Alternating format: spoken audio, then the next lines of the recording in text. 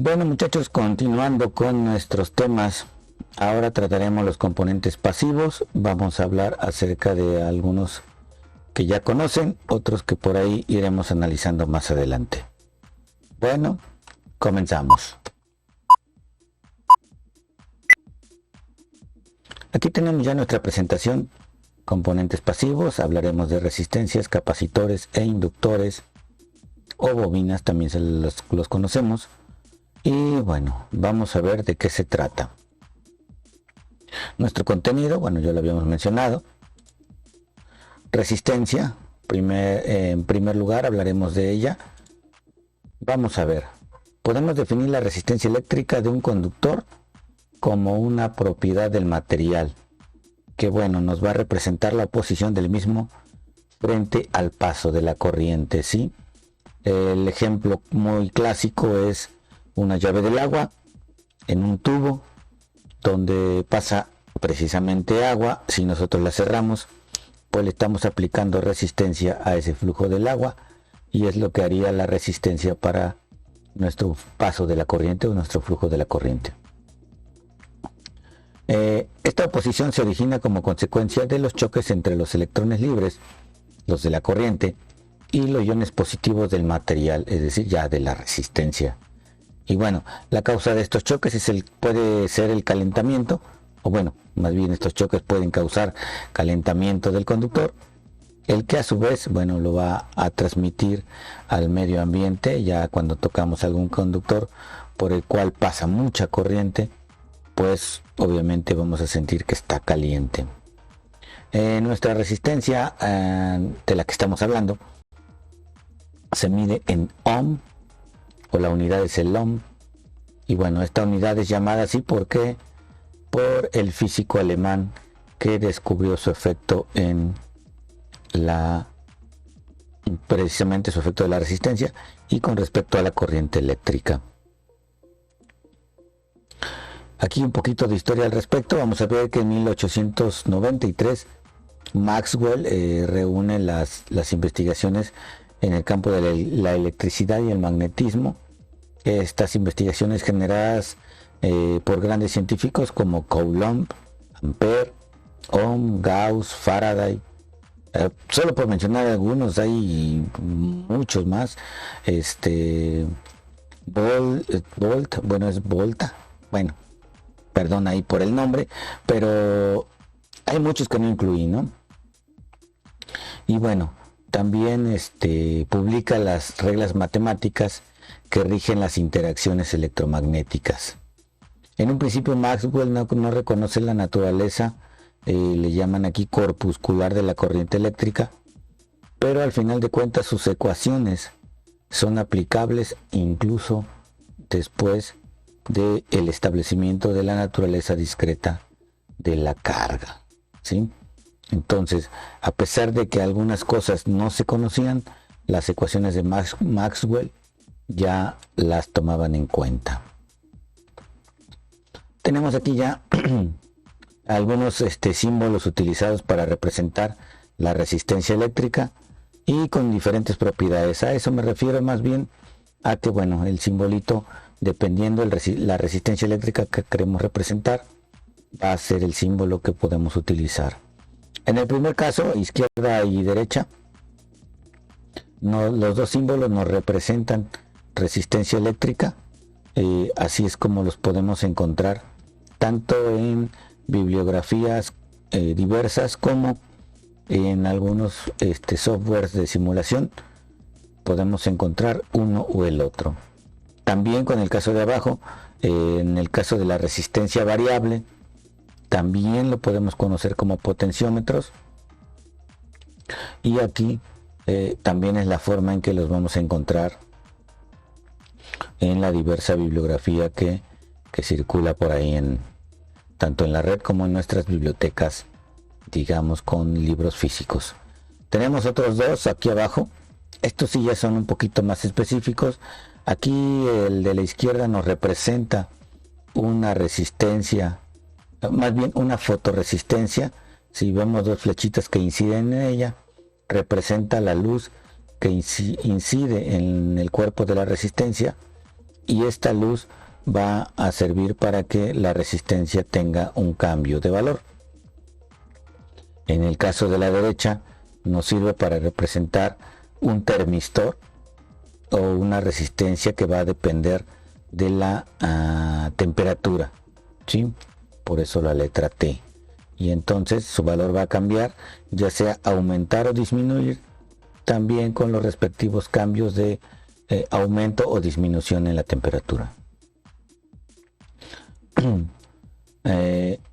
Continuamos con esto de la resistencia eléctrica. Pues se puede construir de diversos materiales y algunos de ellos pues son el carbón, la clásica resistencia de carbón, y bueno, en este caso le llaman aquí un aglomerante o aglutinante, que es algo así como algún material tipo también tipo de material epóxico, para que ya se forme una barrita y adquiera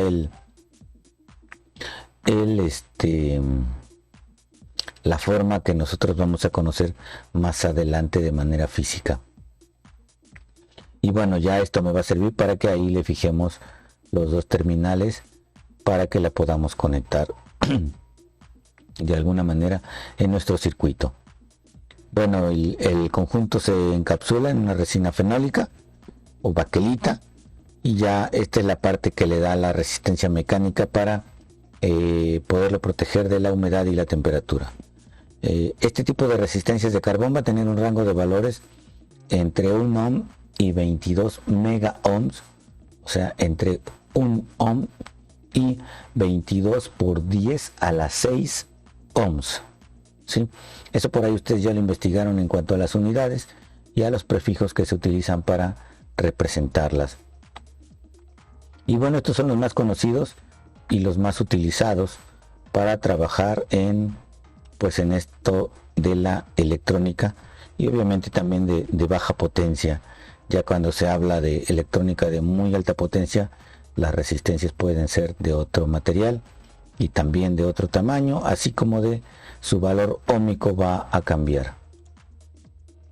Tenemos también la resistencia de película metálica, y estas resistencias se van a fabricar, pues como su nombre lo indica, depositando capas sobre capas de una película metálica, y obviamente esta pues se tiene que hacer a alta temperatura, en algunas condiciones muy extremas por ahí para su fabricación.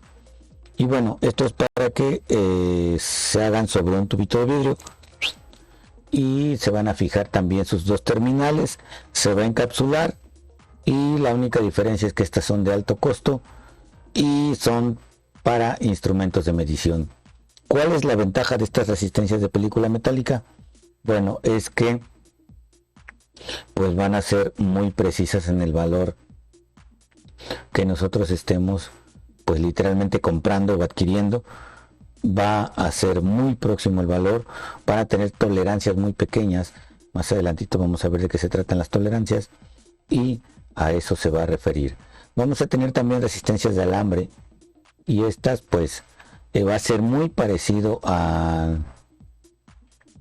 lo que vamos a ver más adelante, que son las bobinas. Estas se van a fabricar arrollando o enrollando un alambre, pero a diferencia de las bobinas, este va a ser un alambre hecho de algunas aleaciones como cromo, níquel, me parece por ahí que constantán. Pero bueno, esos son algunos de los que podemos mencionar así ya. Y esto va a hacer que se van a enrollar en un cilindro de cerámica, y ahora ya se recubrirán con barniz, y para poder protegerlos de la influencia de la influencia de la influencia de la humedad, para que no le afecte.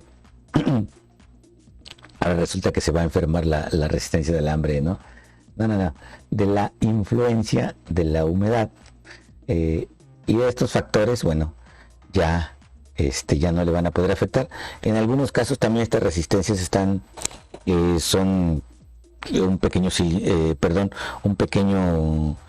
cubo o un pequeño rectángulo en forma de alargado, entonces un cubo alargado, para poder trabajar con grandes temperaturas ¿Por qué? Porque son de potencia, con grandes corrientes también. Y bueno, en este caso los valores en sí de resistencia pues son de 1 a 100 kilo ohms. En valor óhmico son resistencias relativamente pequeñas con respecto a las de carbón, que se pueden tener hasta 22 mega ohms, ¿sí? Vamos a ver, vamos a pasar a los capacitores. Y en este caso los capacitores también se pueden llamar condensadores. Van a ser dispositivos conformados por dos placas conductoras separadas por un aislante o dieléctrico, ¿sí? Y el cual, bueno, este dieléctrico puede ser papel, papel encerado, como en algunos casos para los electrolíticos, bueno, no encerados propiamente, sino recubiertos con un material electrolítico. Puede ser cerámica, puede ser aire, puede ser mica, cuarzo, algunas otras fibras sintéticas, ¿sí? Tendríamos una placa, un aislante y la otra placa metálica, y obviamente en cada una de sus placas van a estar conectadas las terminales. Bueno, a diferencia de la resistencia, que la resistencia, pues como su nombre lo indica, ya lo vimos, se opone al paso de la corriente.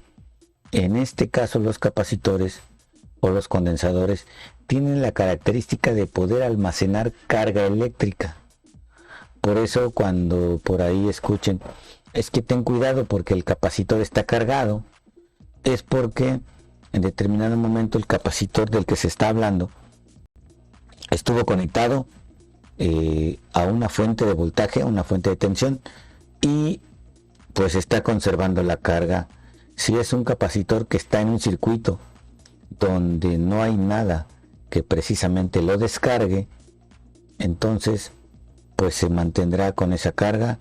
Y si es un capacitor muy grande donde está trabajando en un circuito de mediana potencia, pues hay que tener cuidado porque bueno, nos puede dar un susto ahí si lo tocamos y el capacitor se descarga pues a través de nosotros, de nuestro dedo o de nuestra mano, y nos podemos llevar ahí un susto en el menor de los casos y una herida o una quemadura ya en el peor de los casos.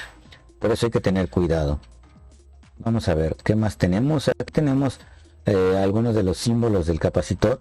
El de la izquierda es el no polarizado, aquí está.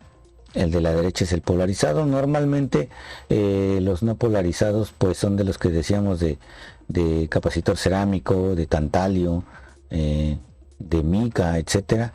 Y los polarizados serían como los capacitores electrolíticos, ya sea los que tienen las dos terminales en uno de los extremos del cilindro o un terminal en cada extremo del cilindro. Lo curioso de esto es que normalmente el símbolo le ponemos el positivo pues a la terminal positiva del capacitor, pero ya en vivo nuestro capacitor viene marcado con el signo negativo de la terminal negativa precisamente. También tenemos otro tipo de capacitores, que son los capacitores variables, que están indicados con una flecha en su cuerpo. Y bueno, aquí ya nada más para indicar que tenemos un conductor, que sería esta terminal con esta placa. Tenemos el aislante aquí abajo, bueno, o color oscuro, negro. Y el otro conductor que se encuentra en la parte de abajo con su respectivo terminal también. Bueno, aquí pueden ver en este capacitor, a veces parecen, no sé si podamos comentarlo, pero al final de cuentas es como si fuera la figurita de algún chicle, de estos cuadraditos. No voy a decir de cuáles, pero bueno, la forma de un chicle de estos cuadraditos confitados, ¿no?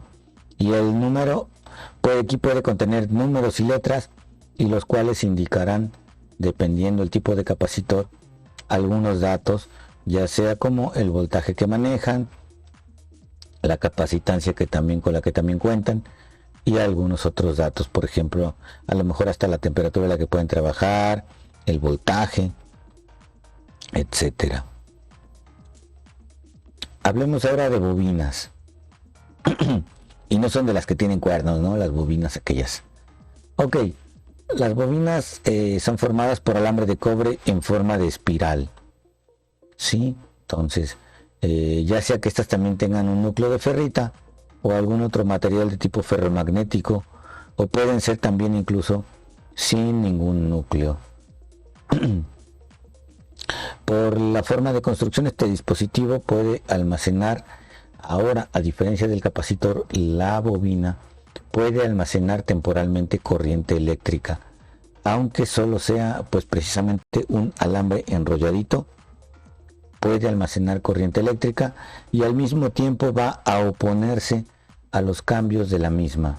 Y bueno, ya este fenómeno va a recibir el nombre de inductancia. Aunque a veces también a las bobinas las llamamos inductancias tal cual, pero bueno, en realidad la inductancia es la propiedad que tienen ya estos componentes al momento de trabajar con corriente tanto continua como alterna.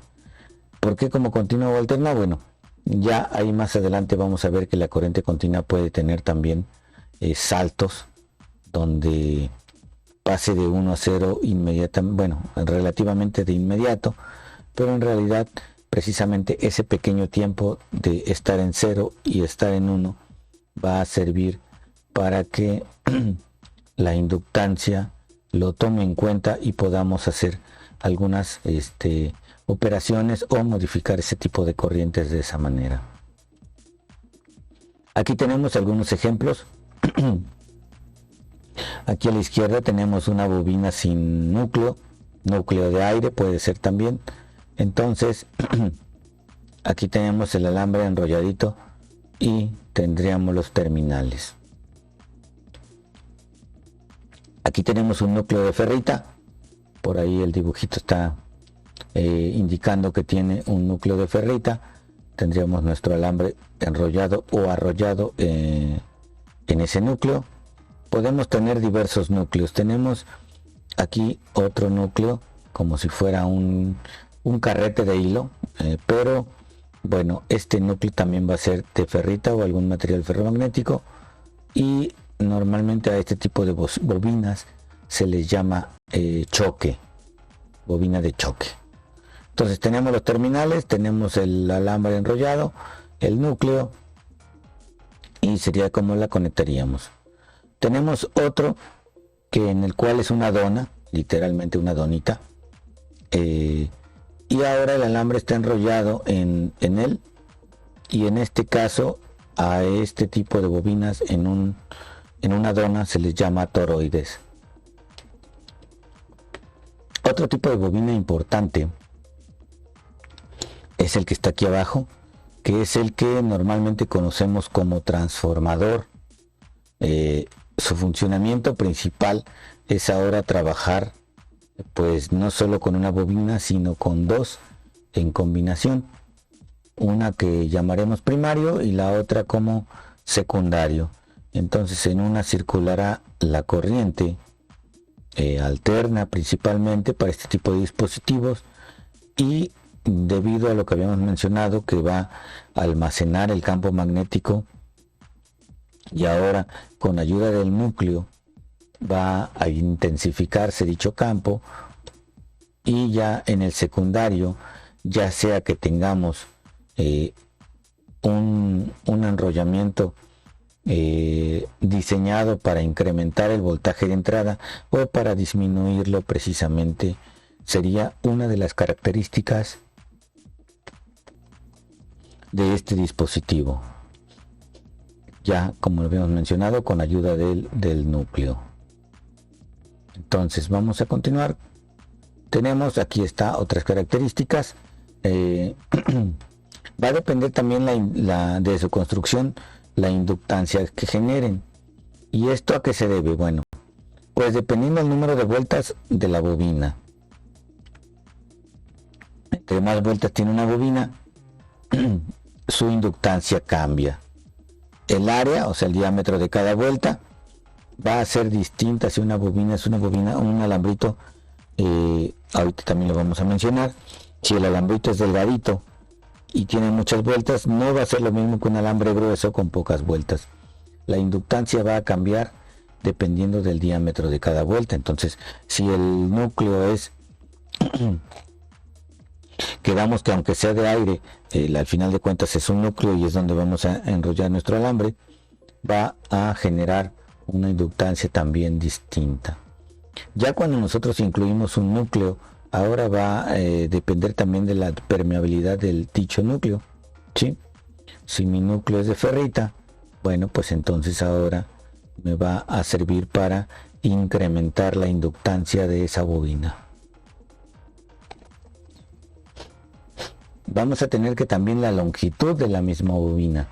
Recordemos que la longitud de la bobina también, pues, para que una bobina sea más larga necesita que llevar más alambre, ¿sí? Entonces, así como qué tan larga va a ser la bobina y al mismo tiempo qué tan cerquita están las vueltas una de la otra, vamos a tener inductancias distintas. Y bueno, otra característica es la reactancia inductiva, que más bien ahora va a ser como donde una bobina puede considerarse como un cortocircuito para la corriente directa.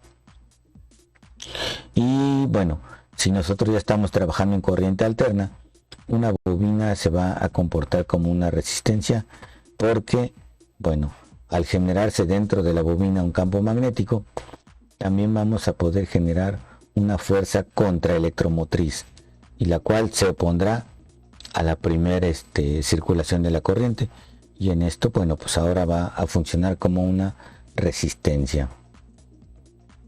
Y bueno, ya esto va a depender de la inductancia, en la cual la unidad de medida son los henrios, y también va a depender ya de la frecuencia de esa corriente. Recordemos que estamos hablando de corriente alterna, y la corriente alterna pues nos va a representar pues una onda, normalmente es la que ocupamos como corriente alterna, una onda senoidal, para que esta pueda considerarse como corriente alterna. Bueno, en este caso es todo, y bueno, esa es la bibliografía para este tema. Gracias por su atención y nos vemos en la próxima.